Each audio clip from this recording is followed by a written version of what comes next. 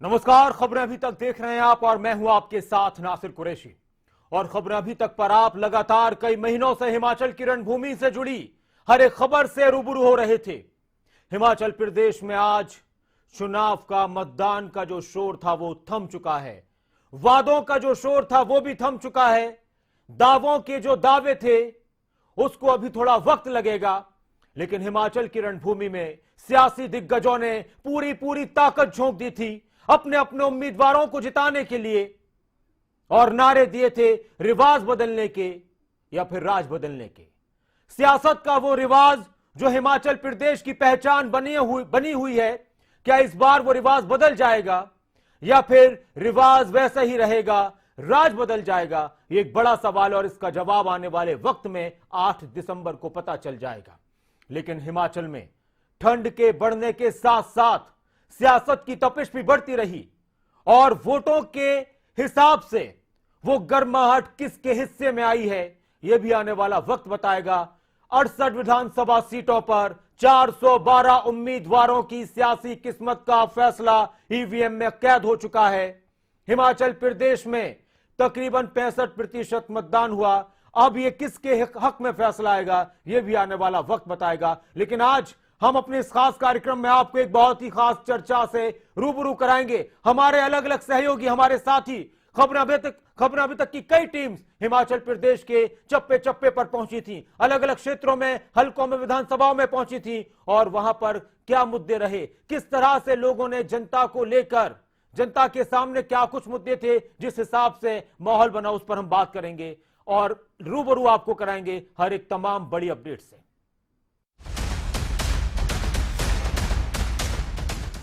बदलेंगे ना ताज बदलेंगे, इस बार बस रिवाज बदलेंगे।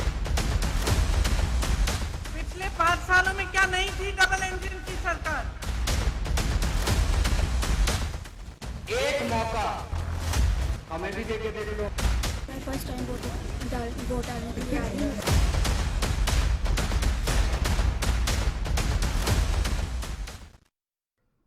और आपको सबसे पहले रूबरू कराते हैं हिमाचल प्रदेश में मतदान कितना रहा। हिमाचल प्रदेश से एक अहम खबर, मतदान प्रक्रिया पूरी हो चुकी है, वोटिंग की प्रक्रिया पूरी हो चुकी है और पूरे हिमाचल प्रदेश में करीब 65.92% मतदान हुआ है, करीब 66% मतदान हुआ है।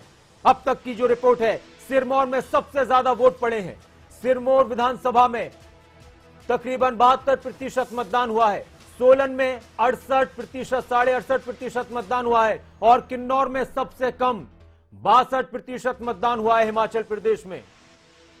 तो एक बड़ी खबर, एक अहम खबर, अब तक करीब 66% मतदान हिमाचल प्रदेश में हुआ है।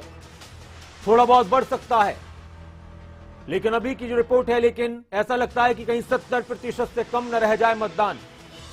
पिछली बार, पिछले विधानसभा चुनाव में 75% के आसपास थी वोटिंग।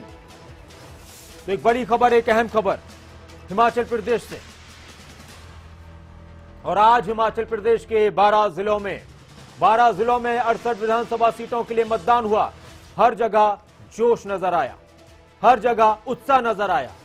कहीं पर उत्साह ज्यादा था, कहीं पर कम था, लेकिन सभी ने इस पर्व में अपनी अपनी भागीदारी की। ये 12 तस्वीरें 12 जिलों की, हिमाचल प्रदेश के 12 जिलों की 12 तस्वीरें। शिमला, बिलासपुर, चंबा, हमीरपुर, कांगड़ा, किन्नौर, कुल्लू, लाहौल स्पीति, मंडी, सिरमौर, सोलन और ऊना। सब जगह कोशिश एक, मतदान। सब जगह बात एक, मतदान। सब जगह जिक्र एक, मतदान। सब जगह एहसास एक, मतदान। लेकिन अंदाज भी था मतदान, लेकिन विचार अलग अलग थे, सोचें अलग अलग थीं और सबके मुद्दे अलग अलग थे। कहीं पर राज बदलने के लिए मतदान, कहीं पर रिवाज बदलने के लिए मतदान। लेकिन इस मतदान में जिन जिन लोगों ने हिस्सेदारी की है, जिन जिन लोगों ने लोकतंत्र के महापर्व में अपनी भागीदारी निभाई है, उन सभी को हमारी शुभकामनाएं। और जो लोग किसी वजह से वोट नहीं डाल पाए तो वो आगे जरूर वोट डालें, और जो लोग सिर्फ सुस्ती की वजह से या लापरवाही की वजह से वोट नहीं डाल पाए तो उनको ख्याल रखना चाहिए कि बहुत कोशिश और बहुत मेहनत होती है आपके एक वोट के लिए। तो बहुत कीमती है ये वोट, अमूल्य है ये वोट। तो ये 12 तस्वीरें अलग अलग वक्तों की, अलग अलग जगहों की, हिमाचल प्रदेश के 12 जिलों में मतदान की प्रक्रिया संपन्न हुई और जो रिजल्ट आया अब तक का मतदान का प्रतिशत वो तकरीबन 66% आया है। लेकिन एक बात हिमाचल प्रदेश में लगातार उठ रही थी, एक ऐलान लगातार हो रहा था, एक शोर सुनाई दे रहा था, कहीं पर रिवाज बदलने की बात, कहीं पर राज बदलने की बात, कहीं पर ताज बदलने की बात। और इसके पीछे बहुत सारी वजहें थी, एक इतिहास है, एक सिस्टम था सियासत का, एक बात थी जिस वजह से इस बात का जिक्र बार बार हो रहा था। क्योंकि 1985 से लेकर 2017 तक विधानसभा चुनाव में तकरीबन इस 3 दशक में हिमाचल प्रदेश में किसी भी पार्टी की सरकार रिपीट नहीं हुई। तो इसलिए ये बात हो रही थी कि रिवाज बदलेंगे, डबल इंजन की सरकार आएगी। तो वहीं कांग्रेस का कहना था कि नहीं, रिवाज वही रहेगा, राज बदला जाएगा। तो एक रिपोर्ट आप देखिए कि कब कब किस तरह से किस पार्टी की सरकार बनी, किस चुनाव में, किस सन में किसको कितनी सीटें मिली। एक रिपोर्ट।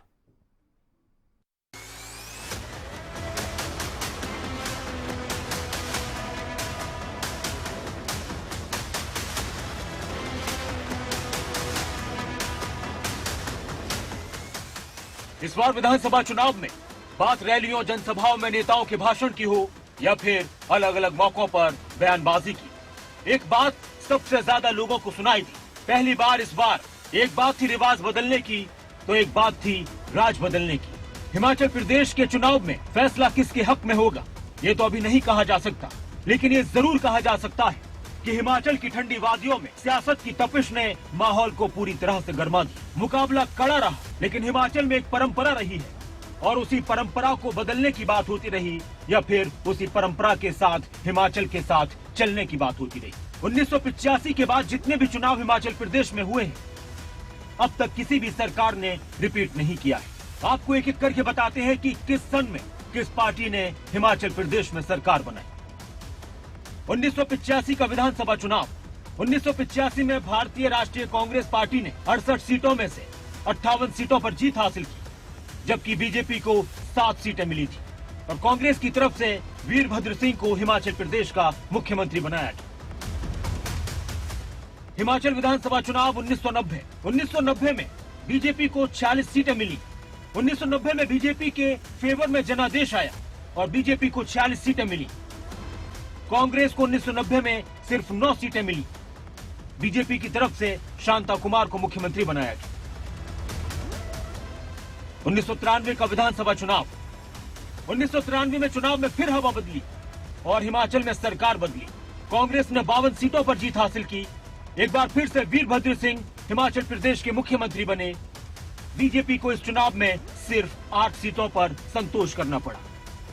हिमाचल विधानसभा चुनाव 1998 के चुनाव में बड़ा पेच फंसा। कांग्रेस और बीजेपी को 31 सीटें मिली, लेकिन बीजेपी ने बाजी मारते हुए हिमाचल विकास कांग्रेस के साथ गठबंधन करके सरकार बनाई और प्रेम कुमार धूमल हिमाचल प्रदेश के मुख्यमंत्री बने। 2003 हिमाचल विधानसभा चुनाव, परंपरा बरकरार रही। 2003 में फिर कांग्रेस की सरकार बनी। कांग्रेस को 68 में से 43 सीटें हासिल हुई और बीजेपी को इस चुनाव में 16 सीटें मिली। वीरभद्र सिंह तीसरी बार हिमाचल प्रदेश के मुख्यमंत्री बने। हिमाचल विधानसभा चुनाव 2007, 41 सीटें लेकर बीजेपी ने वापसी की और सरकार बनाई। प्रेम कुमार धूमल दूसरी बार सीएम बने। इस चुनाव में कांग्रेस को 23 सीटें हासिल हुई। 2012 में विधानसभा चुनाव, कांग्रेस ने 36 सीटों के साथ एक बार फिर से सरकार में वापसी की। बीजेपी को 26 सीटें मिली। वीरभद्र सिंह कांग्रेस की तरफ से चौथी बार हिमाचल प्रदेश के मुख्यमंत्री बने और हिमाचल में सत्ता के बदलाव का रिवाज बरकरार रहा। और फिर बारी आई 2017 के चुनाव की। उस वक्त देश भर में मोदी लहर चल रही थी और पीएम मोदी के नाम पर हिमाचल में बीजेपी को 44 सीटें हासिल हुई। पूर्ण बहुमत की सरकार बनी। जयराम ठाकुर पहली बार मुख्यमंत्री बने और इस चुनाव में कांग्रेस को 21 सीटें हासिल हुई। इस बार एक बार फिर से बीजेपी डबल इंजन की सरकार की बात कर रही है। जयराम ठाकुर पूरी तरह से दावा कर रहे हैं कि सरकार उन्हीं की बनने जा रही है और हिमाचल में रिवाज बदलेगा। तो वहीं कांग्रेस सत्ता विरोधी लहर पर सवार है। कांग्रेस का कहना है कि इस बार रिवाज नहीं, ताज बदलेगा, राज बदलेगा। लेकिन हकीकत पता चलेगी 8 दिसंबर को कि हिमाचल की जनता ने रिवाज बदला या फिर राज और ताज बदला। न्यूज डेस्क, खबर अभी तक।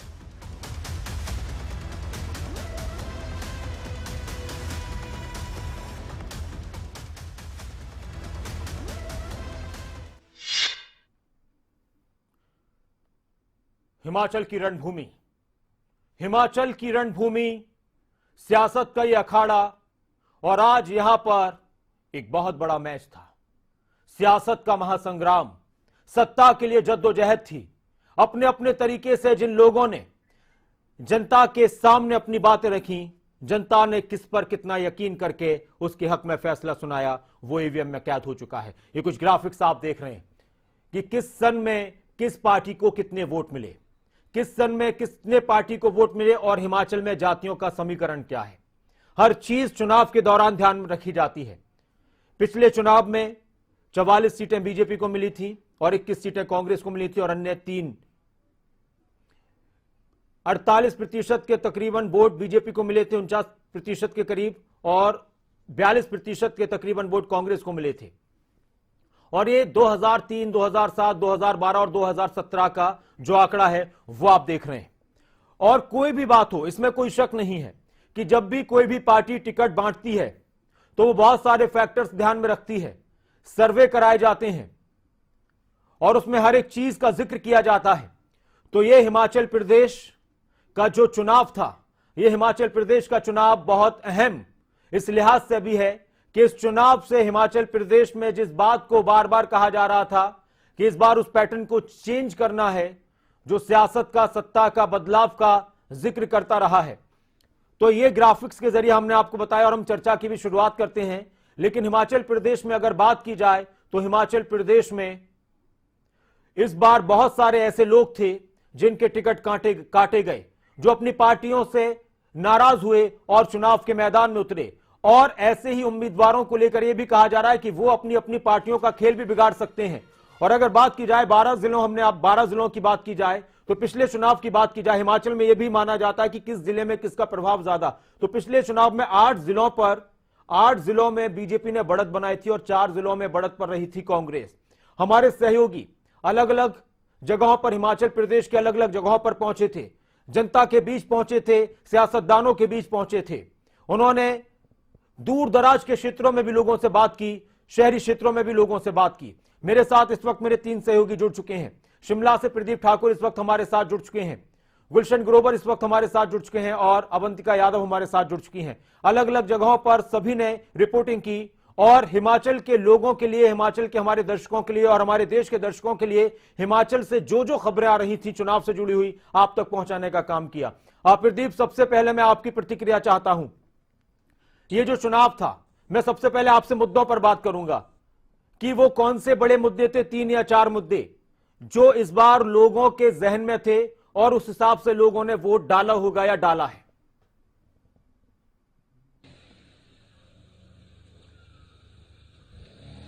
बिल्कुल नासिर, देखिए पूरे चुनाव प्रचार को अगर देखें, पूरे इलेक्शन कैंपेन को देखें तो 2-3 मुद्दे ऐसे थे जिनके आसपास ये पूरा चुनाव घूमता हुआ हमें दिखा। और उसमें एक बड़ा मुद्दा था ओल्ड पेंशन स्कीम का, कर्मचारियों से जुड़ा हुआ। जो न्यू पेंशन स्कीम में कर्मचारी हैं वो लगातार डिमांड यही कर रहे थे कि हमें ओल्ड पेंशन स्कीम में लाया जाना चाहिए। इसके साथ साथ किसान बागबानों से जुड़ा मुद्दा भी काफी चर्चा में इस चुनाव के दौरान रहा। इसके साथ साथ महंगाई, बेरोजगारी पर भी बात हुई है। जनसभाएं जहां हुई, विपक्ष ने सवाल उठाए। कांग्रेस जो प्रमुख विपक्षी दल है हिमाचल में, बाकी भी जो विपक्षी पार्टियां हैं, उनकी तरफ से इन मुद्दों पर भी बातचीत की। इसके साथ साथ छोटे छोटे मुद्दे, क्योंकि हिमाचल प्रदेश एक पहाड़ी प्रदेश है, छोटा प्रदेश है, बड़े मुद्दे यहाँ पर ज्यादा जो है इम्पैक्ट नहीं डालते हैं चुनाव के दौरान।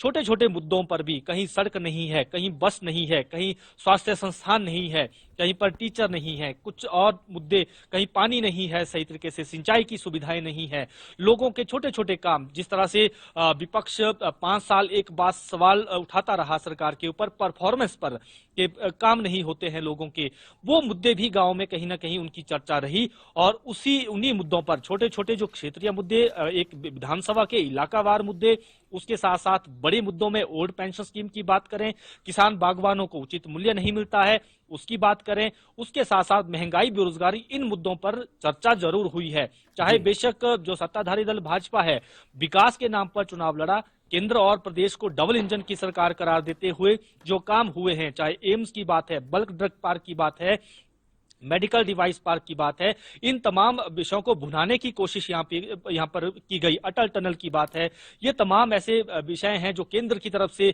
जो प्रदेश को सौगातें मिली हैं। हिमाचल की तरफ से जो शुरुआत की गई है, हिम केयर का जिक्र यहाँ पर हुआ, केंद्र की उज्ज्वला योजना के तर्ज पर जो हिमाचल में मुख्यमंत्री गृहिणी सुविधा योजना है उसका जिक्र मुख्यमंत्री बार बार करते रहे। लेकिन दो स्लोगन जो चर्चा में ज्यादा रहे, पहला मुख्यमंत्री की तरफ से दिया गया यानी भाजपा की तरफ से दिया गया, इस बार रिवाज बदलेगा, और दूसरी तरफ कांग्रेस की तरफ से रिवाज वही रहेगा, ताज बदलेगा। तो ये दो हम कह सकते हैं कि स्लोगन जो है वो हिमाचल के इस पूरे चुनाव के आसपास वो जो है चर्चाओं में रहे, उनकी जिक्र जो है मंच से बार बार इनका होता रहा। फिलहाल आज वोटिंग हो चुकी है और मैं एक तस्वीर दिखाना चाहूंगा ठीक सामने, ये वो राज्य सचिवालय है। यहीं पर बैठने के लिए, इसी से प्रदेश की सत्ता को चलाने के लिए आज मतदान हुआ है। प्रदेश की जनता ने आज अपने जो जनप्रतिनिधि हैं, जो विधायक हैं, उनको चुनकर भेजा जाएगा, उनको मंत्री बनाया जाएगा, उनको मुख्यमंत्री बनाया जाएगा। तो यही वो राज्य सचिवालय है। तो इसमें यहाँ से वो प्रदेश की बागडोर संभालेंगे, इसी उम्मीद के साथ कि प्रदेश का विकास करेंगे, प्रदेश के लिए जो है एक आगे बढ़ता हुआ प्रदेश, प्रगतिशील प्रदेश से विकसित प्रदेश की तरफ हिमाचल को बढ़ाएंगे, ऐसी सोच के साथ वोट कास्ट किया है, वोट दिया है। हालांकि 66% जो वोट 5 बजे तक का था वो अभी तक की जानकारी है, लेकिन ये मत प्रतिशत बढ़ना है क्योंकि अभी सारा डाटा इकट्ठा होना है। उम्मीद है कि 70+ जो है ये वोटिंग परसेंटेज यहाँ का जा सकता है। जी नासिर, तो उम्मीद है कि 70+ वोटिंग परसेंटेज हो सकता है। पिछली बार चुनाव में 2017 में 75% के करीब मतदान हुआ था, तो क्या पिछली बार से कम रहेगा? और अभी तकरीबन 66% मतदान हिमाचल में हुआ है। और क्योंकि मैं बात कर रहा था कि जब भी टिकट बांटा जाता है तो कोई भी पार्टी हो ये जरूर कहते हैं कि हम जात पात नहीं देखते, हम प्रत्याशी देखते हैं कि किस तरह से उस प्रत्याशी पर लोगों को भरोसा हो सकता है, लेकिन हर एक फैक्टर ध्यान में रखा जाता है, सर्वे कराया जाता है और इसीलिए किसी का टिकट कट जाता है, किसी का टिकट बरकरार रहता है, किसी की सीट बदल दी जाती है। और इस बार हिमाचल के इस चुनाव में यह सब भी देखने को मिला। तो ये जो आंकड़ा आप इस वक्त देख रहे हैं अपनी टेलीविजन स्क्रीन पर, हिमाचल में जातियों का किस तरह का प्रतिशत है, क्या कुछ फैक्टर रहता है वहां पर। और अगर बात की जाए तो हिमाचल प्रदेश में 6 में से 5 जो मुख्यमंत्री अब तक बने हैं उनमें राजपूत हैं। 5-6 में से शांता कुमार थे जो संवर समाज से इकलौते मुख्यमंत्री बने थे, बाकी राजपूत मुख्यमंत्री रहे। तो ये बातें होती हैं चुनाव के दौरान। हालांकि बेहतर यही है कि जब भी इलेक्शन हो, जब भी चुनाव हो, तो जात पात का जिक्र न हो, बल्कि बात सिर्फ विकास की हो और जिक्र सिर्फ मुद्दों का हो। अब 68 जो सीटें थी इस बार हिमाचल प्रदेश में जहां चुनाव हुआ, तो इसमें 17 सीटें अनुसूचित जाति के लिए आरक्षित थी और अनुसूचित जनजाति के लिए 3 सीटें आरक्षित थीं और 48 सीटों पर सामान्य श्रेणी के प्रत्याशी थे। अवंतिका भी मेरे साथ जुड़ी हुई है और गुलशन भी मेरे साथ जुड़े हुए हैं। अवंतिका और गुलशन लगातार काफी दिन तक हिमाचल में रहे थे। अवंतिका, आपने कई जिले कवर किए थे, आप हमीरपुर, बिलासपुर, फिर उधर कुल्लू, मंडी, कांगड़ा, सारी जगहों पर आप रही थी। तो अवंतिका, कई डिबेट्स भी आपके जरिए हुई, वहां पर लोगों के बीच भी आप पहुंची थी। लोगों के जहन में क्या आ रहा था? वो किसी का चेहरा देख रहे थे या फिर कोई मुद्दा देख रहे थे, या जो हवा एक बातें चल रही थी राज बदलना, रिवाज बदलना, ये लोगों को भा रहा था? देखिए नासिर, क्योंकि हमने कई सारे जिले हैं जो कवर किए, तो ऐसे में देखिए बड़े मुद्दे, जैसे प्रदीप ने भी बताया, बड़े मुद्दे रहे महंगाई, बेरोजगारी, ये बड़े मुद्दे रहे। ओपीएस का मुद्दा भी इस बार चुनाव में छाया रहा। लेकिन जो राज बदलना और रिवाज बदलने की बात है, कहीं ना कहीं चर्चाओं के बीच तो था। लेकिन बड़ी बात यह भी है कि यहाँ पर जो चेहरे देखे गए, ऐसा नहीं है कि प्रदेश के चेहरे देखे गए। कई लोगों को केंद्र के चेहरे, यानी कि मोदी जी का चेहरा या नड्डा जी का चेहरा, अनुराग ठाकुर का चेहरा, चेहरा जिसे प्रेजेंट किया गया बीजेपी की ओर से, वो चेहरे पसंद आ रहे थे। कई जगहों पर लोग ये बात भी कहते हुए नजर आए, प्रदेश सरकार के कामकाज का जिक्र करने की बजाय केंद्र सरकार के कामकाज का जिक्र करते हुए नजर आए और कह रहे थे कि मोदी जी पसंद हैं तो इसलिए वोट करने वाले हैं। तो कुछ इस तरह की भी चीजें थी जो ऑन ग्राउंड देखी गई हैं। और जहां तक बात है कि चर्चाएं थी, और देखिए कई जगह पर जो लोकल मुद्दे थे वो भी बहुत ज्यादा छाए हुए थे। नाराजगी कई मुद्दों को लेकर थी, कहीं पर पानी की समस्या, सड़कों की समस्या, पार्किंग एक बहुत बड़ी समस्या जो कई विधानसभाओं में हमने देखी और उसका जिक्र लोग करते हुए नजर आए हैं। तो ये कुछ समस्याएं रही लोगों के सामने, लेकिन जाहिर तौर पर इस बार दो स्लोगन रिवाज बदलना है दिया गया बीजेपी की ओर से, क्योंकि बीते कई दशकों से ये रहा है रिवाज हिमाचल प्रदेश का कि वहां पर कोई सरकार रिपीट नहीं कर पाई है। तो इस बार कांग्रेस कहती हुई नजर आई कि राज बदलेंगे, ताज भी नहीं, राज बदलने की बात अंत की तरफ आते हुए कांग्रेस कहने लगी थी।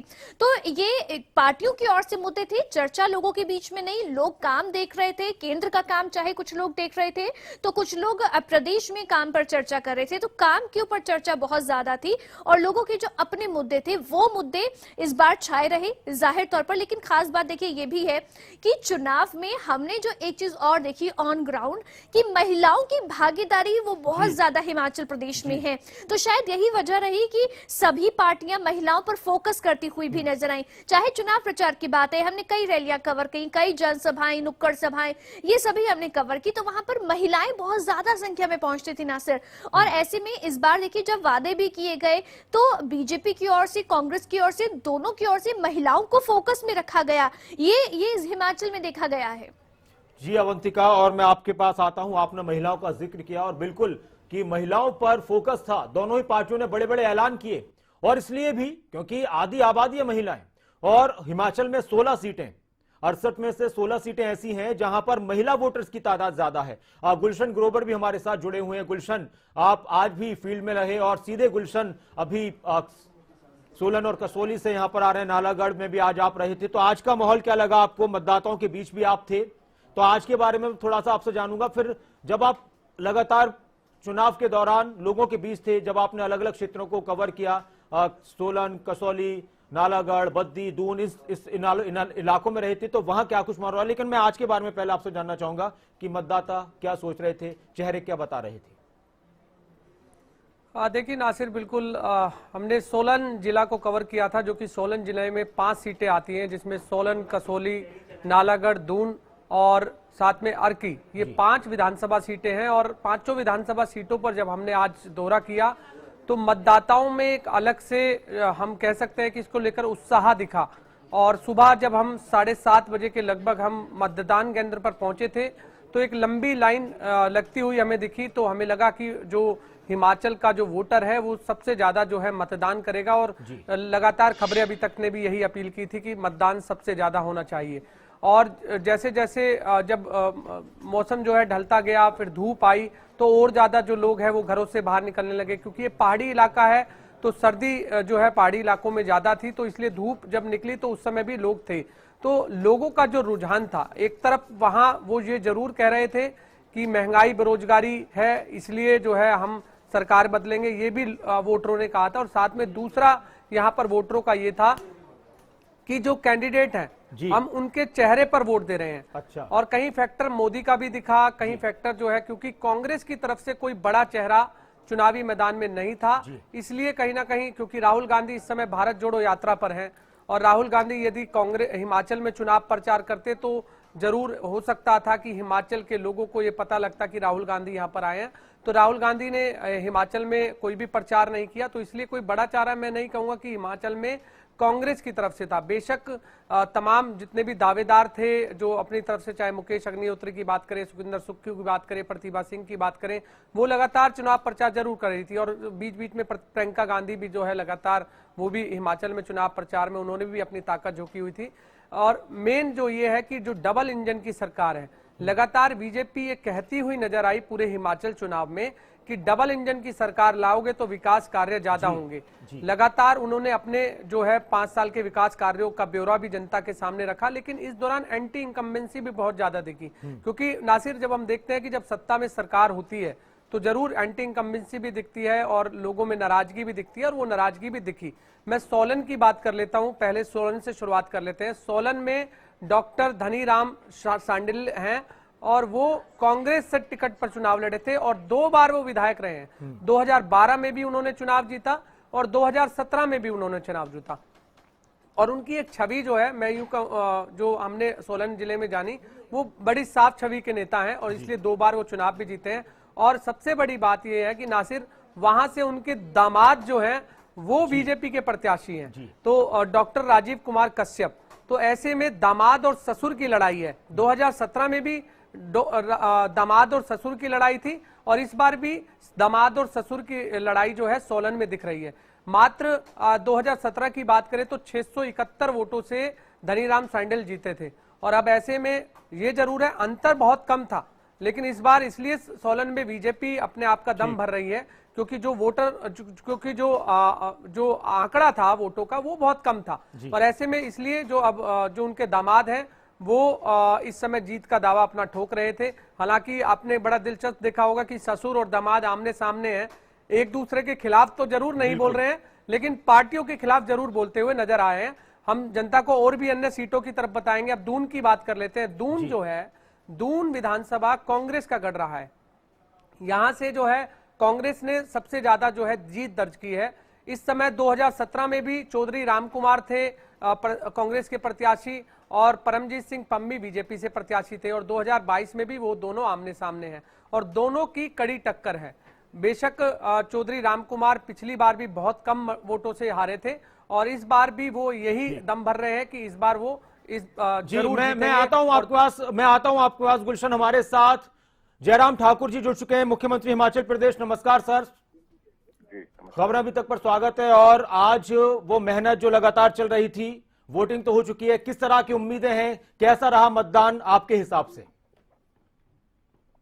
मुझे इस बात की खुशी है कि बहुत शांति प्रिय ढंग से मतदान संपन्न हुआ है जी और अच्छी तादाद में लोगों ने मतदान में अपना दिलचस्पी दिखाई है जी। और अभी तक जो हमारे पास फिगर आ रही है, अभी तक वोटिंग चल रही है लेकिन 75% से ऊपर हमारी पोलिंग अभी तक जो है वो लग रही है कुल मिलाकर के। पिछली बार भी तकरीबन 75% मतदान रहा था। एक बात होती है सर कि वोटिंग प्रतिशत का बढ़ना घटना क्या चुनाव के नतीजों पर असर डालता है? आप इससे कितना इत्तेफाक रखते हैं? नहीं, निश्चित रूप से इसमें होता है जी, थोड़ा इम्पैक्ट तो रहता है जी। सॉरी जी। देखिए, सबसे बड़ी बात है इस बार के चुनाव में कैंपेन भी बहुत ठीक प्रकार से हुई, जिसमें कोई इस प्रकार का कोई माहौल खराब करने वाली बात नहीं। और दूसरी बात, अब की बात पोलिंग भी जो हुई है वो भी बहुत शांतिप्रिय ढंग से हुई है और मैं पूरे हिमाचल वासियों का, मतदाताओं का विशेष तौर से आभार व्यक्त करता हूँ कि उन्होंने बहुत शांति के साथ सारी चीजें संपन्न करने में अपना सहयोग दिया है जी।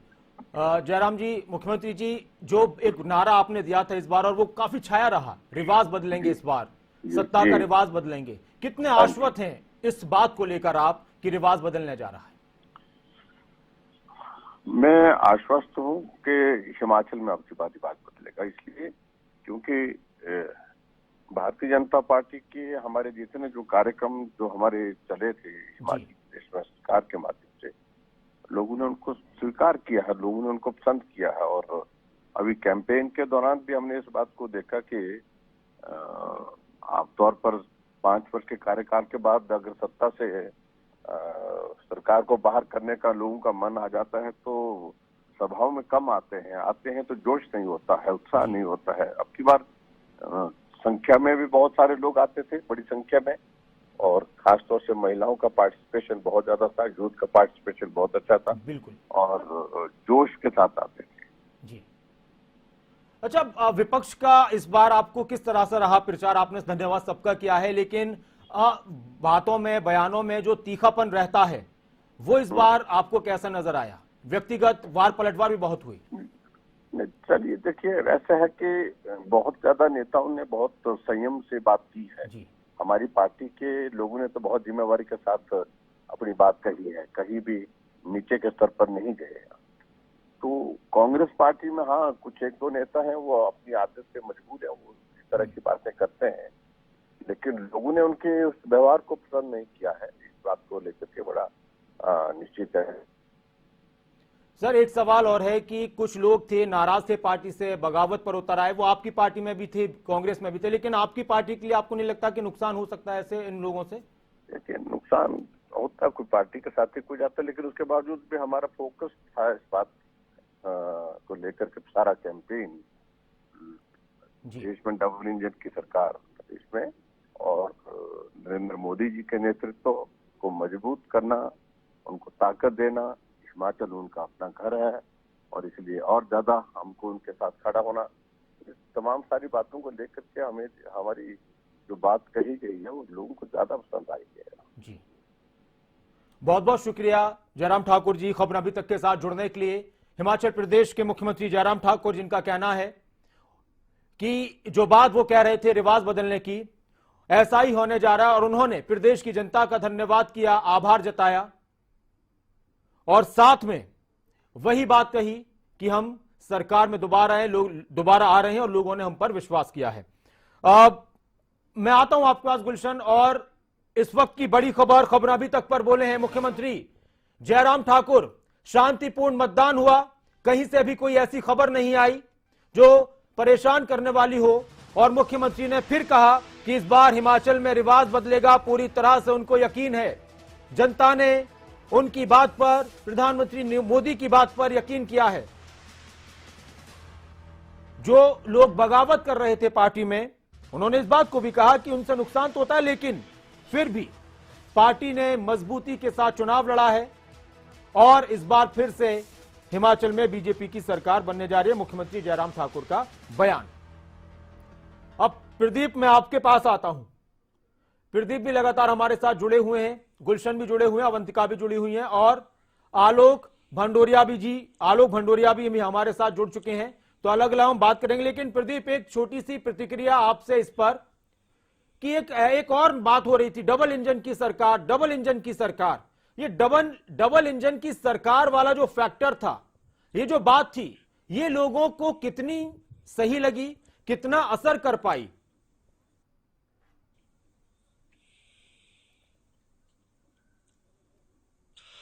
बिल्कुल नासिर, देखिए डबल इंजन की जो सरकार की बात हुई है ये 2017 में भी हुई थी। उस वक्त भी इसी बात पर को लेकर वोट मांगे गए थे लोगों से कि दिल्ली में बीजेपी की सरकार है, हिमाचल में भी बीजेपी की सरकार बनाओ, तो डबल इंजन की जब सरकार होगी तो विकास को रफ्तार मिलेगी। ये बात 2017 में हुई थी। उसका इंपैक्ट उस वक्त सीधे तौर पर देखने को मिला था, 44 सीटों के साथ भाजपा सत्ता में आई थी। लेकिन अब क्योंकि डबल इंजन की सरकार का रिपोर्ट कार्ड था ये, तो ऐसे में अब देखना ये होगा कि जनता ने उस रिपोर्ट कार्ड को किस तरह से लिया है। हालांकि ये चुनाव भी भाजपा ने कोशिश की कि डबल इंजन के नाम पर लड़ा जाए और ये लोगों को समझाने की कोशिश की कि दिल्ली में भाजपा की सरकार है, हिमाचल में अगर भाजपा की सरकार होगी तो विकास को गति मिलेगी, फायदा मिलेगा हिमाचल के लोगों को और केंद्र से जो योजनाएं हैं वो तेज गति से चलेंगी। हालांकि कांग्रेस इस बात को लगातार काउंटर करती रही। उन्होंने कहा कि हमारे पास सिंगल इंजन की सरकारें हैं। उन्होंने लगातार राजस्थान का जिक्र किया, उसमें उसके साथ साथ छत्तीसगढ़ का जिक्र किया कि हम सिंगल इंजन की सरकारें हैं लेकिन फिर भी बेहतर काम कर रही है, लोगों के बीच में अच्छी पैठ अपनी बनाई है। लेकिन जरूर ये पूरे कैंपेन के दौरान ये शब्द जो है डबल इंजन, ये लगातार दोहराया जाता रहा और दूसरी तरफ कांग्रेस की तरफ से अपनी बात कही जाती रही। लेकिन पूरे के पूरे अगर कैंपेन को हम देखें तो प्रधानमंत्री नरेंद्र मोदी जैसा बड़ा चेहरा भाजपा के पास था और उनको लेकर जनता के बीच में उनके चेहरे को यूज किया गया है। मुख्यमंत्री का चेहरा भी यूज हुआ है, मुख्यमंत्री का जिक्र जो है हर जगह होता रहा है। दो चेहरे प्रदेश में, मुख्यमंत्री और दिल्ली से प्रधानमंत्री का चेहरा, उसको लेकर लोगों के बीच में वोट मांगे गए हैं भाजपा के नेताओं की तरफ से जो भाजपा के कैंडिडेट थे।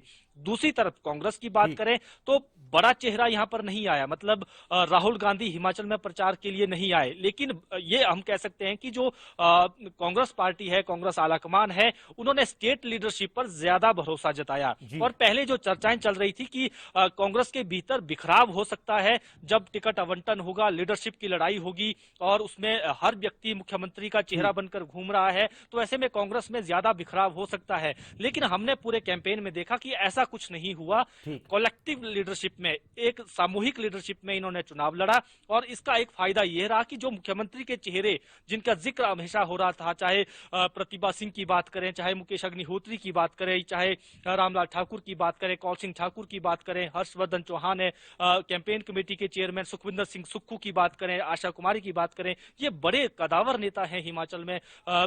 उसके साथ साथ सुधीर शर्मा की बात करें, ये बड़े चेहरे हिमाचल में हैं। सब लोग बार बार यही कह रहे थे कितने चेहरे मुख्यमंत्री के हैं, लेकिन कहीं ना कहीं उसका फायदा भी कांग्रेस को हमें मिलता हुआ दिखा और वो इस तरह से कि लोगों को लगा उनकी कंस्टिट्यूंसी में कि ये बड़े चेहरे हैं, बड़े नेता हैं, कल दिन कम से कम मुख्यमंत्री नहीं बन पाए तो बड़े कद के मंत्री बन सकते हैं। तो ये फायदा यहाँ मैं आता हूँ आपके पास। प्रदीप, हमारे साथ मुकेश अग्निहोत्री जी जुड़ चुके हैं। नमस्कार मुकेश जी, खबर अभी तक पर स्वागत है। नमस्कार जी। कैसा रहा सर आज का मतदान? कितना जोश, कितना उत्साह नजर आया आपको मतदाताओं में?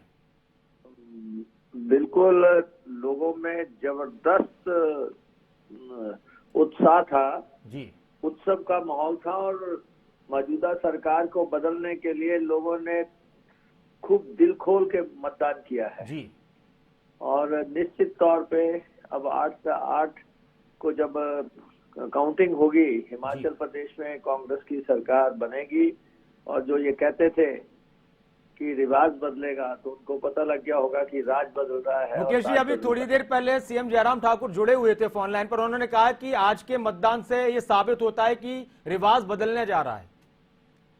नहीं, अब जयराम जी अब कुछ और दिन जो है केयर टेकर मुख्यमंत्री हैं, अब दिल बहलाने के लिए गालिब ख्याल अच्छा है, अन्यथा हिमाचल प्रदेश की जनता ने बिल्कुल साफ कर दिया है जी, भाजपा को ही साफ कर दिया है।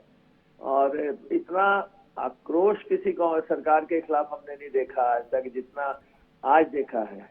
जिस ढंग से कांग्रेस के बूथों पे भीड़ लगी हुई थी, या जिस ढंग से वोटिंग हुई है, अब इनका बच पाना संभव ही नहीं है। अब चाहे जो भी कहते रहे, यहाँ पे बहुमत की कांग्रेस की सरकार बन रही है और लोगों की बॉडी लैंग्वेज बता रही थी कि वो क्या करने जा रहे हैं। अच्छा, यानी आप ये कह रहे हैं कि जो आपकी गारंटियां थी उस पर लोगों ने यकीन किया है?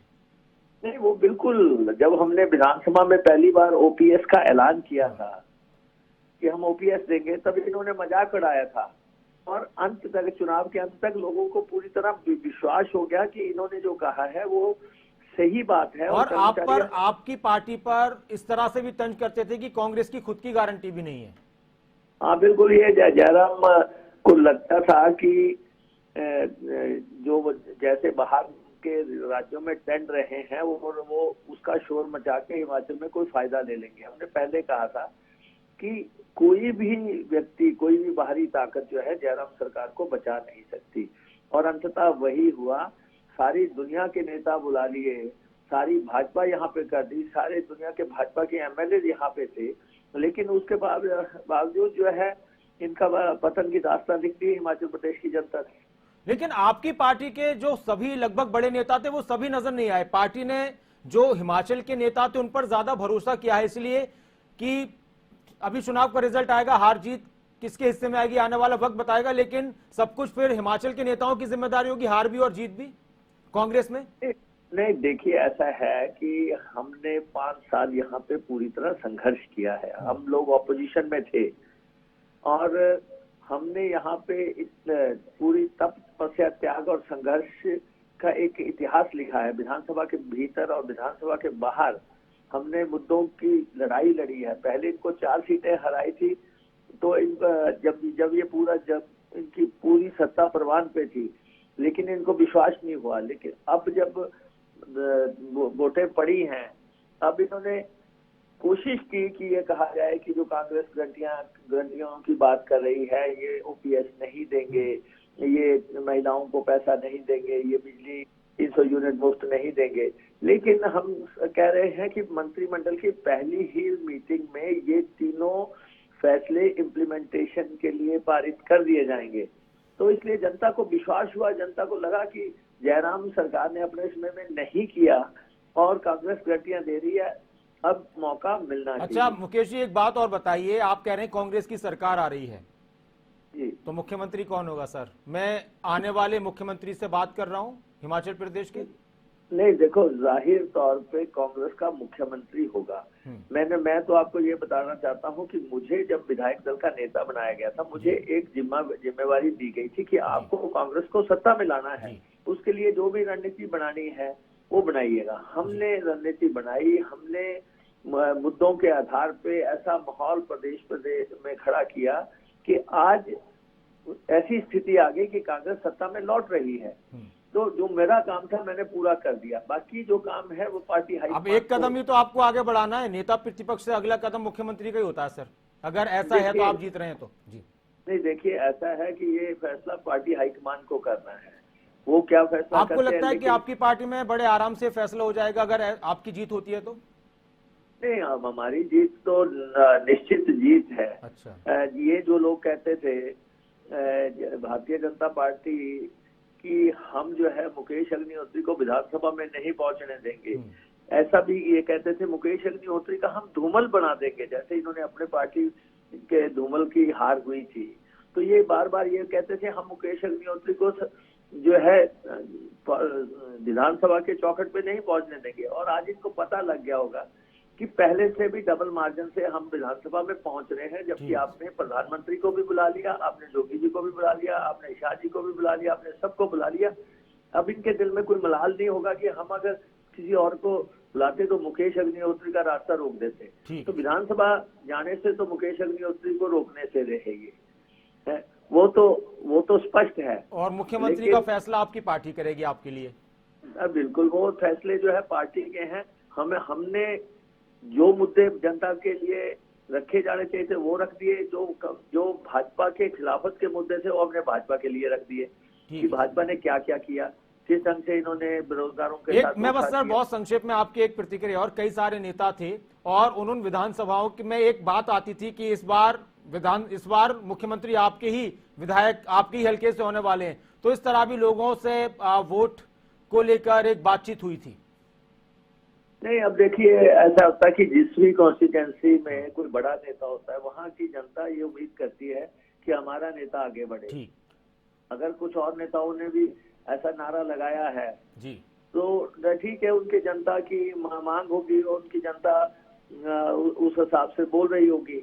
लेकिन मुख्यमंत्री से ज्यादा महत्वपूर्ण कांग्रेस को सत्ता में लाने का मुद्दा था।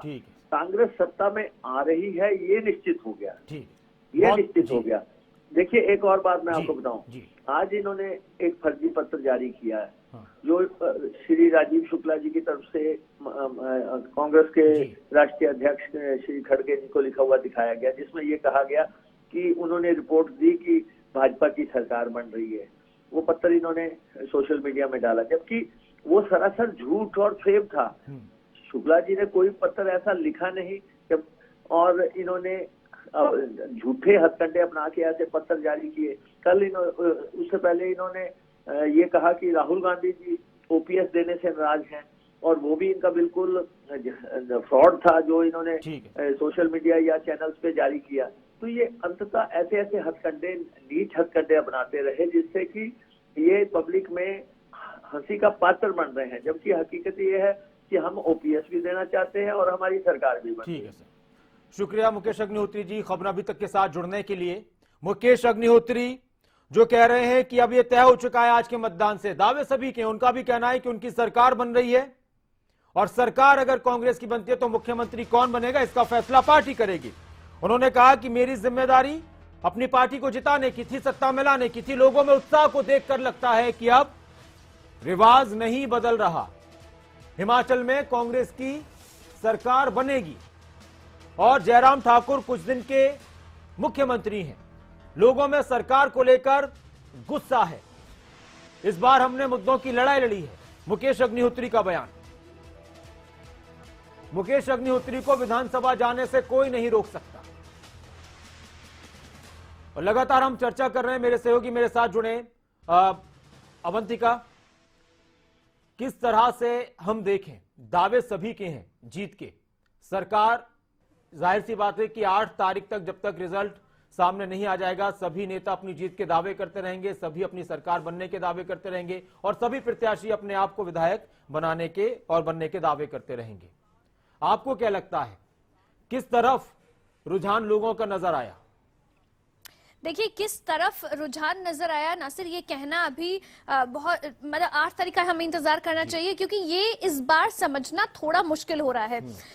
इस बार ये भी सच है कि रिवाज बदलने की जो बात भारतीय जनता पार्टी बार बार कह रही है, उस रिवाज को बदलने के लिए पूरा एड़ी चोटी का जोर बीजेपी ने प्रदेश में लगाया।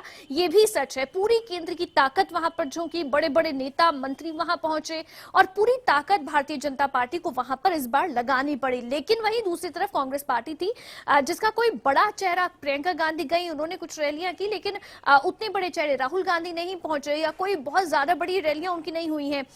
अंडर करंट कांग्रेस ने मेहनत की, अंडर करंट कांग्रेस बहुत स्ट्रांग थी, जो हिमाचल में जाकर जिसका एहसास हुआ। लेकिन सरकार किसकी बनने वाली है या वोटर्स का रुझान, लोगों का रुझान किस तरफ है, मुझे लगता है कि फाइट जो है वो बहुत क्लोज मुकाबला वहां पर इस बार नजर आएगा। 8 तारीख को नतीजे आएंगे तो जो ये अभी तक हम बात कह रहे थे कि टफ है मुकाबला, टफ है, बीजेपी कांग्रेस दोनों टक्कर में है, ये उस दिन साबित हो जाएगा जब नतीजे सामने आएंगे। लेकिन जाहिर तौर पर इससे भी हम इनकार नहीं कर सकते हैं कि जो जीत का मार्जिन होगा वो बहुत ज्यादा बड़ा मार्जिन नहीं होगा, यानी कि बहुत क्लोज फाइट रहेगी जीत के लिए। मतलब 2-4 सीटों का हिसाब किताब आगे पीछे रहेगा दोनों पार्टियों में। ठीक, नतीजे जब 8 को आएंगे तो यही स्थिति है कुछ जो देखने को मिलने वाली है।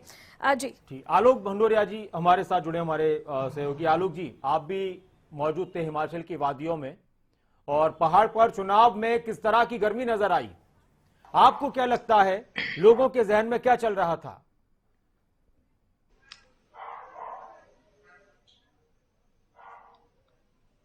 देखिए नासिर, इस बार जो भाजपा जिस तरह की ट्रेंड बदलने की बात कर रही, रिवाज बदलने की बात कर रही है, ये तो खैर आने वाला टाइम बताएगा 8 तारीख को जब मतदान की पेटियां खुलेंगी और उसमें। लेकिन जाहिर तौर पर जब देखा गया इस बार कांग्रेस बड़ी उत्साहित नजर आई, भाजपा को लगातार वार पलटवार करती नजर आई कि इस बार जो है बिल्कुल कांग्रेस बड़ी मजबूती के साथ आएगी। लेकिन अभी फिलहाल यहाँ पर ये कहना बहुत ही जल्दबाजी होगी कि कांग्रेस को स्पष्ट मैंडेट मिल रहा है या भाजपा की तरफ जो है पूरा उनका बहुमत हो रहा है, ये अभी कहना बहुत मुश्किल है। लेकिन इस बार जो हिमाचल प्रदेश में जो देखने को मिला, वहां पर 2 मुद्दे बहुत अहम मुद्दे रहे पूरे चुनाव में। एक महंगाई का मुद्दा और दूसरा मुद्दा जो है वहां के स्थानीय युवाओं को जो रोजगार का मुद्दा, क्योंकि कांग्रेस ने इन दोनों मुद्दों को अपनी ढाल बनाया। और बात की आलोक जी,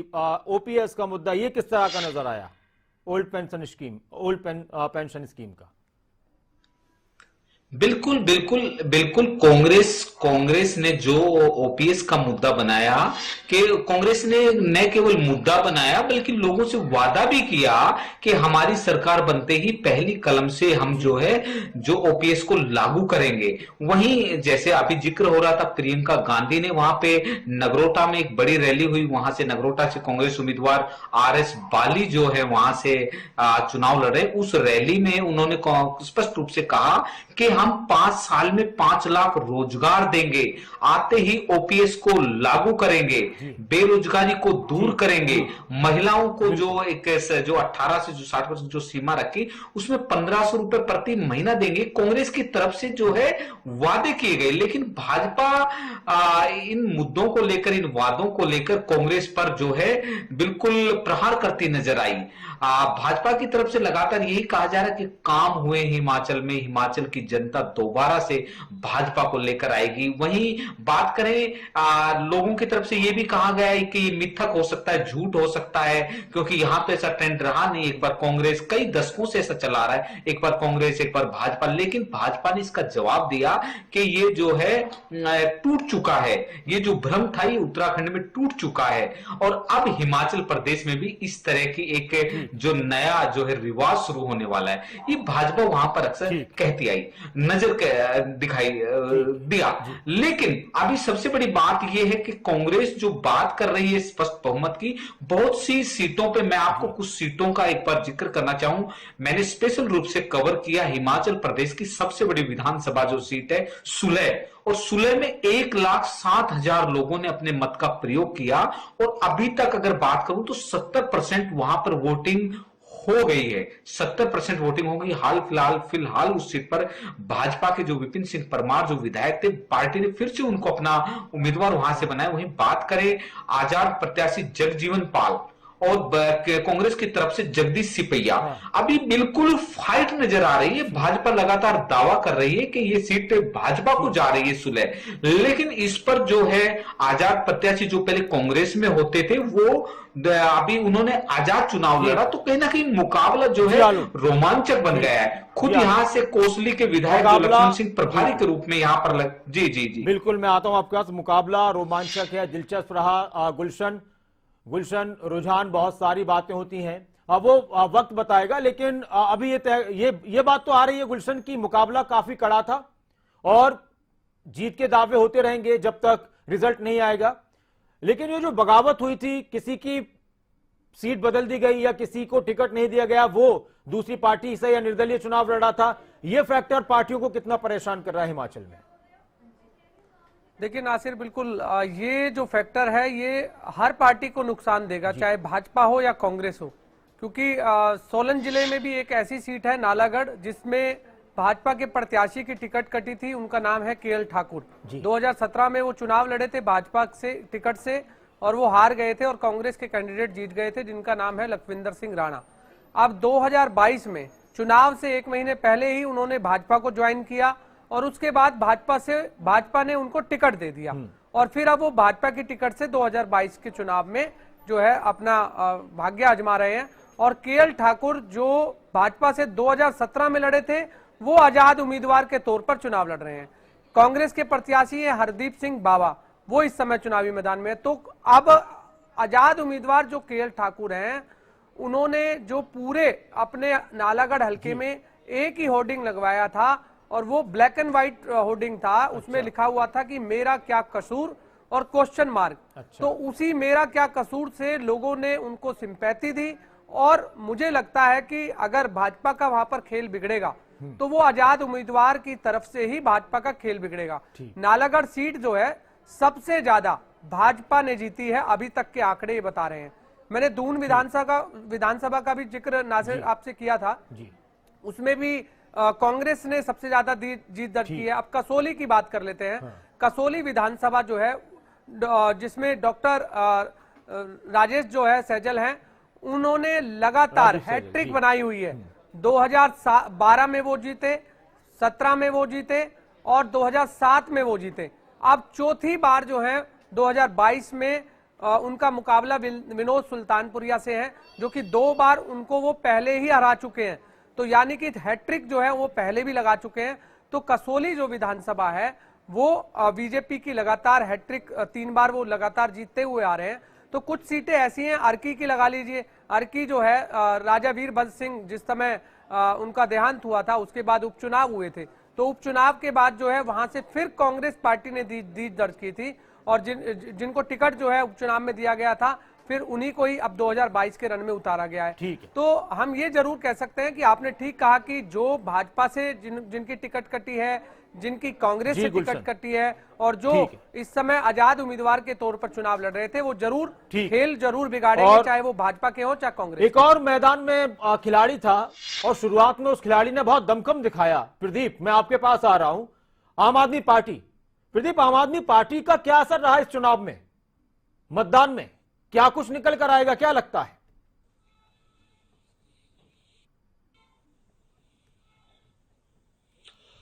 बिल्कुल, देखिए आम आदमी पार्टी ने जब शुरू में यहाँ पर दस्तक दी, पंजाब में जीत दर्ज करने के बाद उसके बाद काफी उत्साहित थी और काफी कह सकते हैं कि अग्रेसिव मोड में हिमाचल में एंट्री मारी थी। लेकिन जैसे जैसे चुनाव का समय नजदीक आता गया, आम आदमी पार्टी यहाँ हाँफती हुई नजर आई और उसकी वजह एक ये भी हो सकती है कि गुजरात पर ज्यादा फोकस आम आदमी पार्टी ने किया, चूंकि 67 सीटों पर आम आदमी पार्टी ने उम्मीदवार उतारे हैं, उन्होंने कैंडिडेट दिए, लेकिन ज्यादा हम कह सकते हैं कि ज्यादा सीटों पर ज्यादातर जो स्ट्रॉन्ग कैंडिडेट है, मजबूत उम्मीदवार नहीं उतारे। कुछ एक सीटों को छोड़ दिया जाए, अगर बात फतेहपुर की बात करें तो डॉक्टर राजेश शांत वहां से एक मजबूत कैंडिडेट के तौर पर आम आदमी पार्टी ने उतारे, लेकिन बाकी जगह नजर नहीं आए कि कोई बड़ा जो है मजबूत प्रत्याशी आम आदमी पार्टी को मिला है। तो ऐसे में शुरुआत तो इनकी अच्छी रही, लेकिन जैसे जैसे आगे समय बढ़ता गया और चुनाव जैसे नजदीक आता गया तो ज्यादा रुचि जो है हिमाचल को लेकर आम आदमी पार्टी ने नहीं दिखाई है। इस बीच में एक अपडेट आपको देना चाहूंगा, क्योंकि कुछ एक स्थानों पर अभी भी मतदान जारी है। जो अभी हमें जानकारी मिली है, सुजानपुर में 2 बूथों पर अभी वोटिंग चली है, लेकिन अभी तक जो वोटिंग परसेंटेज हमारे पास आया है वो 73.3% हो गया है। तो आप कह सकते हैं कि 70+ को क्रॉस कर दिया गया है, 70% के पार वोटिंग परसेंटेज हो गया है। 73.3% अब वोटिंग परसेंटेज हो गया है और फाइनल आंकड़े आने अभी बाकी है। तो उम्मीद कर सकते हैं कि जो 75 के आसपास ही वोटिंग परसेंटेज यहां पर पहुंचने वाला है। इसके साथ साथ जैसा हम अभी चर्चा भी कर रहे थे आम आदमी पार्टी को लेकर कि जो शुरुआती इन्होंने जिस तरह से काम यहां पर किया था उसको आगे नहीं बढ़ाया। शायद ये भी हो सकता है कि जिस तरह से गुजरात पर इनका ज्यादा फोकस चल रहा था उस वजह से हिमाचल को ज्यादा तरजीह नहीं दी गई, और हिमाचल को लेकर पहले से ही जो एक ट्रेंड रहा है कि तीसरा दल ज्यादा सक्सेसफुल यहां पर नहीं रहा है। और आम आदमी पार्टी हिमाचल में जब आई भी तो एंट्री भी लेट थी, क्योंकि शुरुआत में हम कह सकते हैं कि 2017 के बाद जब नई सरकार बैठती है, विपक्ष की भूमिका में यहाँ पर कांग्रेस थी, तो देरी से ये जो है हिमाचल में आगमन आम आदमी पार्टी का हुआ और ऐसे में उनको लगा होगा कि हमें यहाँ पर ज्यादा सफलता नहीं मिलने वाली है, जहां ज्यादा सफलता मिल सकती है उस तरफ अपना रुख किया जाए। तो ये वजह हो सकती है, लेकिन इन चुनावों में अगर देखें तो सीधी टक्कर 2 दलों में ही थी, कांग्रेस और भाजपा के बीच में। ठीक है, अब मैं बस एक प्रतिक्रिया और अपने सभी सहयोगियों की लूंगा। अवंतिका, शुरुआत आपसे करता हूं। ओवरऑल इस चुनाव को देखते हुए वहां जब आप चुनाव के मौके पर रही, अलग अलग नेताओं से बातचीत हुई, जनता से बातचीत हुई, आज का मतदान आपने देखा, तो आप चलिए मैं आपके पास आता हूं अवंतिका। इस वक्त एक बड़ी खबर कि 2 जगहों पर अब भी हिमाचल प्रदेश में मतदान हो रहा है। इस वक्त एक अहम खबर, 2 जगहों पर हिमाचल चुनाव से मतदान से जुड़ी बड़ी खबर। सुजानपुर में अभी भी 2 बूथों पर मतदान जारी है, अभी भी 2 बूथों पर मतदान जारी है और हिमाचल में अब तक लगभग 73% मतदान हो चुका है। फाइनल आंकड़ा अभी आना बाकी है, लेकिन 73% मतदान हो चुका है हिमाचल प्रदेश में। फाइनल अभी जो प्रतिशत है आना बाकी है और इसके अलावा सुजानपुर में 2 बूथों पर अभी भी मतदान जारी है। तो इसमें 2 खबरें हैं। एक कि सुजानपुर में 2 बूथों पर मतदान अभी जारी है और हिमाचल प्रदेश में अभी तक 73% मतदान हो चुका है। 75 के आसपास ही मतदान का प्रतिशत पहुंचेगा, यह संभावना जताई जा रही है। अवंतिका, किस तरह से पूरा आकलन करेंगी? आपकी आखिरी प्रतिक्रिया इस पूरे डिस्कशन में। हिमाचल में किस तरफ आपको पब्लिक का झुकाव लगा? क्या हम कह सकते हैं कि इसकी सरकार बन रही है, इसकी सरकार बन रही है? देखिए नासिर, पिछली बार के नतीजे जो 2017 के नतीजे थे, उन नतीजों पर नजर डालें तो बीजेपी के पास 44 सीटें आई थी, कांग्रेस के खाते में 21 सीटें और अन्य 3। इस बार अगर ऐसे नतीजों की उम्मीद पार्टी लगाती है तो ये मैं कहती हूं कि भ्रम होगा, क्योंकि फाइट टफ रही, क्लोज रही। जो नजर भी आया, बहुत जोर यहां पर पार्टी को लगाना पड़ा और जो लगाया भी, पूरी ताकत प्रदेश में बीजेपी झोंकती हुई नजर आई है। लेकिन शायद यही जिद भी थी पार्टी की कि इस बार रिवाज बदलना है। ये इतिहास रहा है हिमाचल प्रदेश का लंबे समय से कि कोई भी पार्टी जो है वो सत्ता में वापसी नहीं कर पाई है। तो इसीलिए पूरी ताकत लगाकर और इस जिद के साथ बीजेपी काम काम करती हुई भी ग्राउंड पर नजर आई है कि इस बार रिवाज बदलकर रहेंगे, जो नजर आया ऑन ग्राउंड। लेकिन हालांकि टफ रहा है मुकाबला। इंतजार 8 दिसंबर का करना होगा कि कौन शिमला में जाकर किसकी सरकार बनने वाली है, कौन शिमला में विराजमान होने वाला है। लेकिन इतना जरूर है कि बहुत ज्यादा मेहनत दोनों पार्टियों की ओर से, बीजेपी ने बहुत मेहनत की रिवाज बदलने के लिए, तो कांग्रेस की कोशिश रही कि यहां पर राज जो है वो एक बार फिर से बदला जाए। तो मुकाबला टफ है। ठीक है गुलशन, आपको क्या लगता है, मुकाबला बहुत टफ था, कम टफ था, और क्या कहा जा सकता है कि पड़ला किस तरफ झुकता नजर आ रहा है ज्यादा? देखिए नासिर, इस पूरे चुनाव में अगर एक ही बात की जाए तो केवल ओपीएस जो है, ओल्ड पेंशन स्कीम का मुद्दा, वो काफी इस समय गरमाया था। यदि कर्मचारियों ने इसका असर अगर दिखाया तो जरूर इसमें बीजेपी को बहुत ज्यादा नुकसान होगा। और जो अगर मुकाबले की बात है तो मुकाबले में यह है कि 68 सीटें हैं हिमाचल में और 35 सीटें जिसकी आएंगी वो सरकार बनाएगी। तो ये कंफर्म है कि पूर्ण बहुमत से शायद किसी की भी सरकार नहीं बनेगी। हो सकता है कि जो इंडिपेंडेंट जो उम्मीदवार है, निर्दलीय जो उम्मीदवार है, उनके भरोसे जो है ये सरकार बने। जी आलोक, किस तरफ पड़ला झुकता नजर आ रहा है जनता के हिसाब से, और क्या आपको भी ऐसा लगता है कि जो निर्दलीय उम्मीदवार थे जिन्होंने बगावत अपनी अपनी पार्टियों से की, वही सरकार बनाने और किसी की सरकार ना बनाने में अपना योगदान देंगे?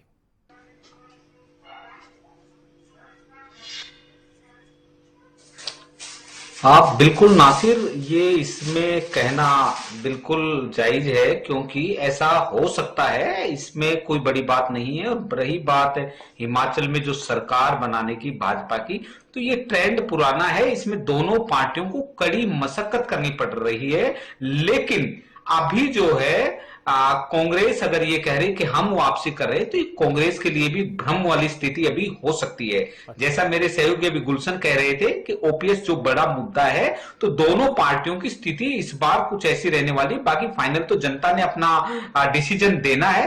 रही बात जो आजाद प्रत्याशी जो बगावत करके जो चुनाव लड़ रहे हैं कई सीटों पे, वो भी अच्छे मुकाबले में चल रहे हैं इस समय हिमाचल में। तो कहने का तात्पर्य यह है कि कहीं ना कहीं जो निर्दलीय जो जीत कर आएंगे, आजाद प्रत्याशी जीत कर आएंगे, वो भी सरकार बनाने में अहम भूमिका निभाएंगे।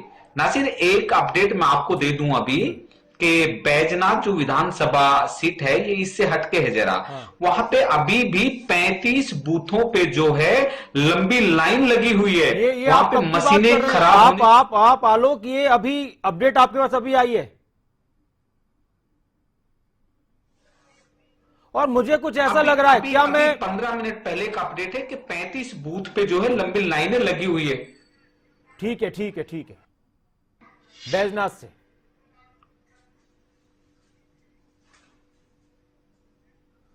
जी जी, खुद वहां के जो प्रभारी हैं भाजपा के, सुंदर चौधरी ने भी ये सूचना दी है कि वहां पे लंबी लाइनें, मशीनें खराब होने की वहां पर जो शिकायतें आई है। तो अभी कहीं ना कहीं देखने वाली बात यह है, आपने बताया कि 75% के करीब मतदान पहुंच गया है। लेकिन इस बार अगर कांग्रेस ये दावा करे कि जो रिवाज जो अभी नहीं बदलेगा, जो कांग्रेस आ रही है भाजपा रिवाज बदलने के, तो ये तो 8 तारीख को पता लगेगा। लेकिन निर्दलीय जरूर इसमें सहायक साबित होंगे सरकार बनाने में। आखिरी प्रतिक्रिया प्रदीप, किस तरह से देखा जाए, क्या निर्दलीय या पार्टियों के बागी ही तय करेंगे इस बार किसकी सरकार बन रही है, किसकी नहीं बन रही, या दोनों पार्टियों में से कोई भी बहुमत लेकर आ रहा है? क्या लगता है आपको?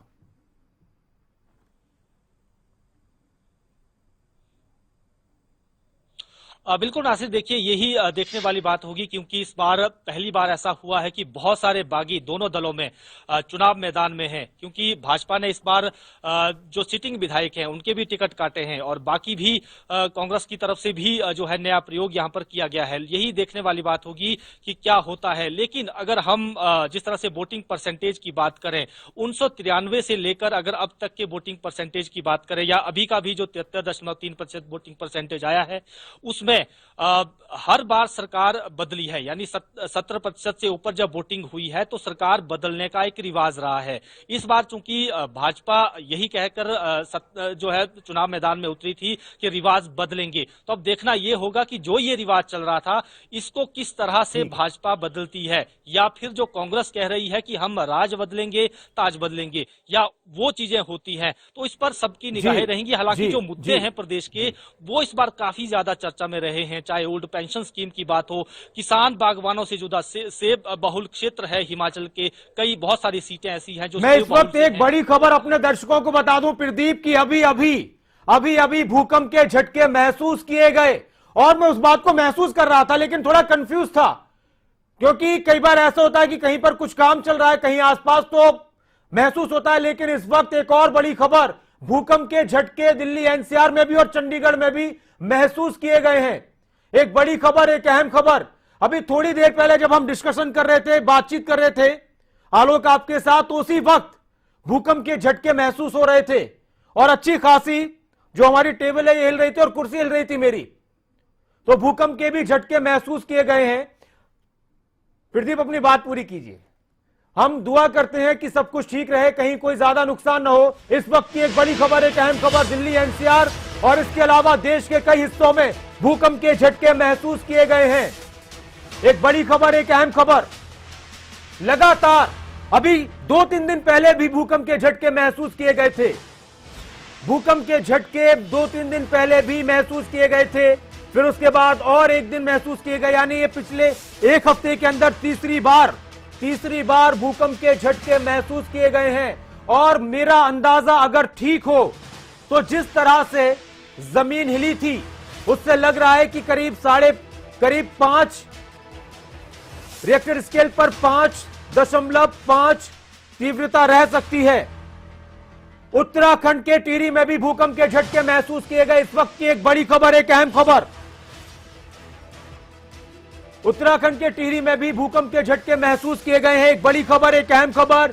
दिल्ली, चंडीगढ़, देश के कई हिस्सों में, दिल्ली में, चंडीगढ़ में, हरियाणा में, उत्तराखंड में कई जगहों पर भूकंप के झटके महसूस किए गए हैं। मैं अभी हम बात कर रहे थे अपने सहयोगियों से और मैं पूछ रहा था कि क्या भूकंप के झटके तो किसी को महसूस हुए, लेकिन अच्छा खासा था। मैं आपसे भी पूछना चाहता हूं सभी से एक बार, अवंतिका, क्या आपको भी लगा था, महसूस हुए थे? की कोशिश कर रही हूँ कि मैंने मिस कर दिया, शायद मुझे फील नहीं हुआ, यहाँ पर मैं बैठी हूँ तो यहाँ पर उतना फील नहीं हुआ है मुझे, लेकिन आप स्टूडियो में थे तो जाहिर तौर पर जैसे आप भी बता रहे हैं कि टेबल हिली है, कुर्सी हिली है, तो तेज थे झटके। जी गुलशन। बिल्कुल भूकंप के झटके महसूस हुए, क्योंकि जहां मेरे सामने जो कैमरा लगा हुआ है उसके बराबर में एक लाइट जो है स्टैंड लगा हुआ है। अच्छा। वो लाइट का स्टैंड जो है वो हिला था, क्योंकि कैमरामैन भी सामने नहीं था। गुलशन बहुत बड़ा भूकंप था ये, रिएक्टर स्केल पर 7.59, 7.58, ये बहुत बड़ा इसको माना जाता है। यानी कि ये भूकंप का जो झटका था ये बड़ा नुकसान लेकर आता है। एक बड़ी खबर है, अहम खबर, तस्वीरें भी आएंगी। गुलशन बता रहे थे कि उनके सामने जो कैमरा था उनको भी लग रहे थे। प्रदीप, क्या शिमला में भी आपको महसूस हुए भूकंप के झटके? अभी मैं बता दूं दर्शकों की आंकड़ा नहीं है, लेकिन इतना है कि 6 से 7 रिएक्टर स्केल पर तीव्रता इस भूकंप की बताई जा रही है, महसूस की गई है। प्रदीप, क्या वहां भी आपको लगे शिमला में?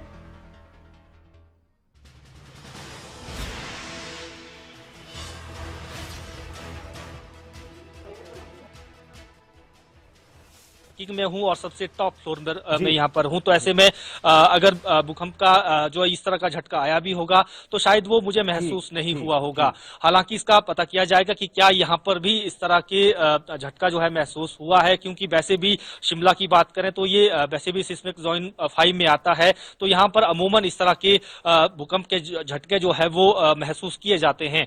लेकिन अभी की अगर मैं बात करूं तो इस तरह का कोई झटका जो है मैंने फिलहाल महसूस नहीं किया है। ठीक है।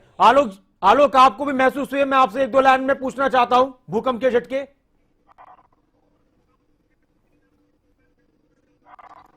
जी नासिर, मैं जो है वैसे एनसीआर के क्षेत्र में हूँ, लेकिन अभी ऐसा डिबेट में कर पाया लेकिन जैसा आप बता रहे हैं कि दिल्ली एनसीआर में है, तो निश्चित रूप से ये अपने आप में बड़ी बात है कि ये जो आप बता रहे हैं, तो मैं ये एहसास नहीं कर पाया।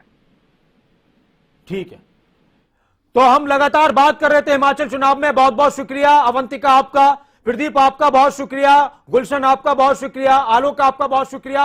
और इसी बीच एक और बड़ी खबर आई, हिमाचल में रिवाज बदलेगा या राज बदलेगा, आने वाला वक्त बताएगा।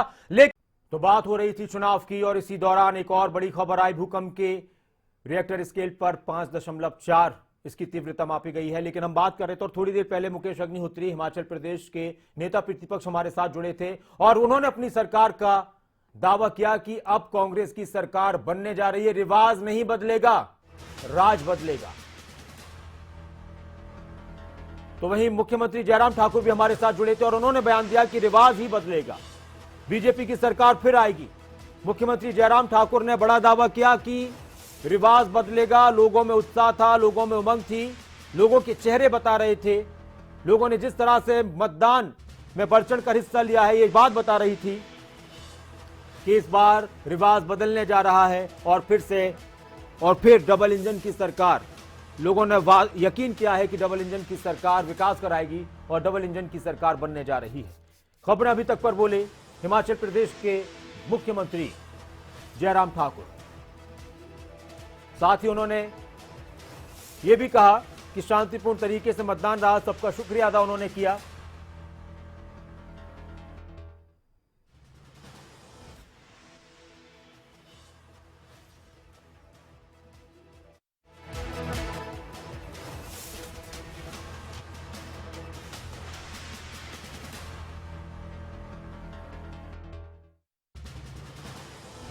और वहीं दूसरी तरफ एक और बयान मुकेश अग्निहोत्री का आया, वो भी खबरें अभी तक पर जुड़े थे, और उन्होंने कहा कि नहीं, अब रिवाज नहीं, राज बदलेगा। और लोगों का उत्साह बता रहा था कि कांग्रेस की सरकार आ रही है। लोगों में मतदान को लेकर काफी उत्साह था। मुकेश अग्निहोत्री का बयान, खबरें अभी तक से खास बातचीत में उन्होंने कहा कि हिमाचल में कांग्रेस की सरकार बन रही है। जयराम ठाकुर कुछ दिन के मुख्यमंत्री, तो हमने उनसे पूछा कि क्या कांग्रेस में अगर आपकी सरकार बननी है तो मुख्यमंत्री कौन होगा, तो उन्होंने कहा कि हमारी पार्टी तय करेगी, हमने इस बार मुद्दों पर लड़ाई लड़ी है। मुकेश अग्निहोत्री को विधानसभा जाने से कोई नहीं रोक सकता। मुकेश अग्निहोत्री का बयान कि उन्हें विधानसभा जाने से कोई नहीं रोक सकता।